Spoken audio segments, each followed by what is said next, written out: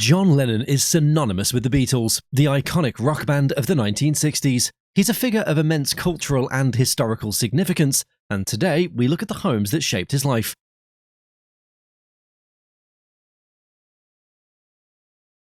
During the height of Beatlemania, Epstein advised the Beatles to move near his home in Esher.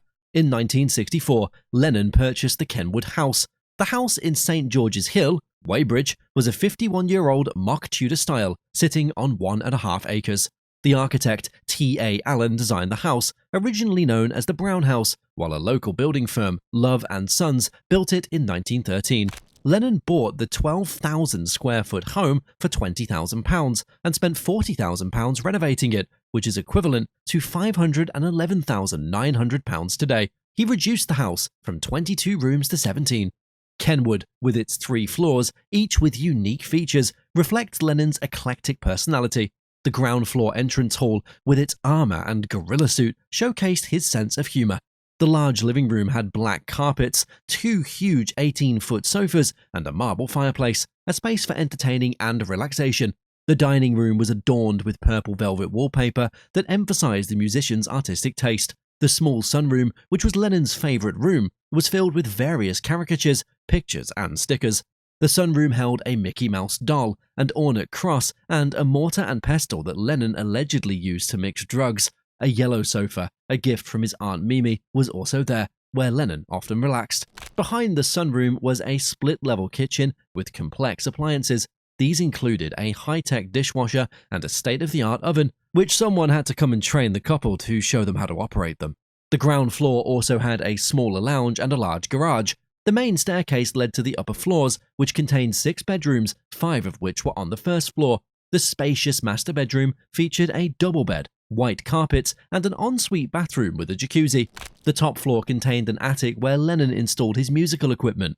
The attic had several spaces, including a mini studio, a cozy guest bedroom, and a games room. When not in the attic, Lennon often sought solace in the sunroom.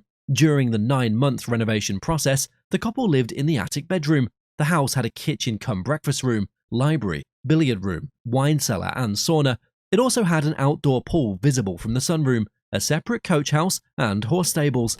The mansion had perfectly manicured gardens, split-level terraces, York stone paving on the grounds, and low box hedges. Lennon and Powell had to install a huge wooden sliding gate on their driveway to keep fans out.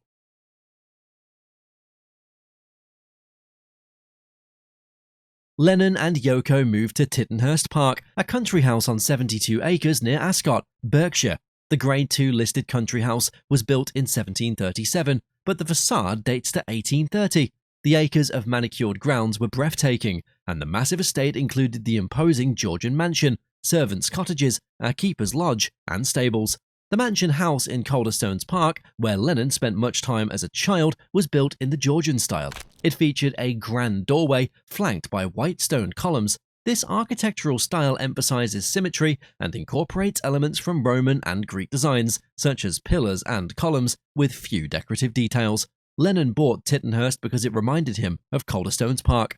The estate had previously been a tree museum with numerous tree species, including Nevada redwoods, Chinese palms, Lebanese cedars, rare camellias, Japanese weeping cherry trees, 30 magnolia varieties, copper oaks, cypresses, and beeches, making it a serene oasis. Lennon and Ono knocked down some walls to enlarge the rooms. They painted the house's exterior and interior white, including a temple on the grounds. The white walls and huge windows filled the home with natural light, and the gardens of Tittenhurst included one of the tallest cedar trees in the country. Lennon and Ono added hand-woven Asian rugs and a man-made lake. They installed the lake without planning permission, and it was visible from their bedroom window. It created a tiny island on which they built a white bungalow. Lennon sold the mansion to Ringo Starr, and later in 1988, the president of the UAE, Sheikh Zayed bin Sultan Al Nahyan, bought it from Starr for £5 million. Renovations in 1989 to 1990 removed many elements from the time of John Lennon, Yoko Ono, and Starr, including some of Lennon's wall paintings.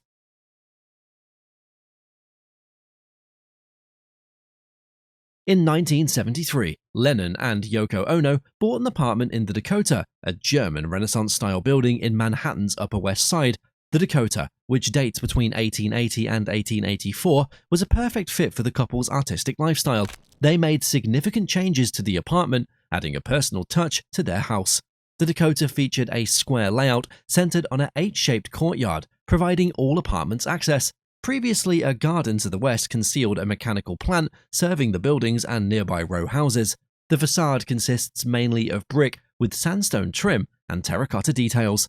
The main entrance, a double-height archway on 72nd Street, opened into the courtyard. The design included deep roofs with dormers, balconies, niches, and balustrades. The building contained 623 rooms. Most areas featured fully equipped apartments with private entrances and service elevators. The second floor had smaller apartments and guest rooms. Each apartment included a reception area, drawing room, library, kitchen, pantry, bathroom, 4 bedrooms, 1 full bathroom, and quarters for staff. With their generous space, the larger apartments had up to 9 bedrooms and additional spaces like billiards rooms or boudoir, with some offering balconies that complemented the building's design. A glass breezeway ran along the western side of the courtyard. It was installed in the 1920s to protect residents from adverse weather. During the 2004 renovation, the sidewalk under the breezeway was rebuilt with bluestone pavers, measuring up to 6 feet long and 5 inches thick. The courtyard originally had 2 fountains that served as skylights for the basement.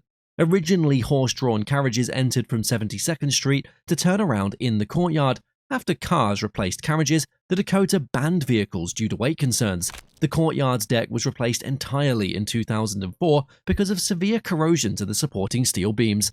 These changes were necessary to preserve the building and ensure resident safety. Lennon and Ono, like the celebrities they were, owned multiple apartments in the building. 2 flats were used for storage, 1 as a studio and 2 as guest apartments. The couple lived on the 7th floor in a luxurious 4-bedroom, 4-bathroom, and 7-fireplace apartment with granite countertops and polished hardwood floors. 1 bedroom had a 14-foot ceiling and 2 level dressing rooms with rotating clothing racks. The 4,525 square foot apartment that also boasted breathtaking views of Central Park that Lennon and Ono filled with musical instruments, books, and art. The apartment also featured a library cum media room, a chef's kitchen, and a formal dining room. In this apartment, John Lennon found the peace he could not have while he was with the Beatles. The Dakota apartment became a hive of activity and creativity where he wrote and recorded music.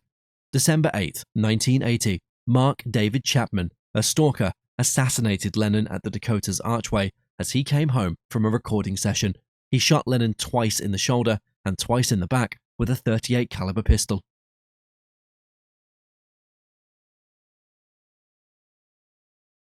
Yoko Ono and John Lennon bought the estate at 720 South Ocean Boulevard without knowing they would never live there. John passed away less than a year after the purchase, and Ono never moved in. She continued with the planned renovations and sold the house.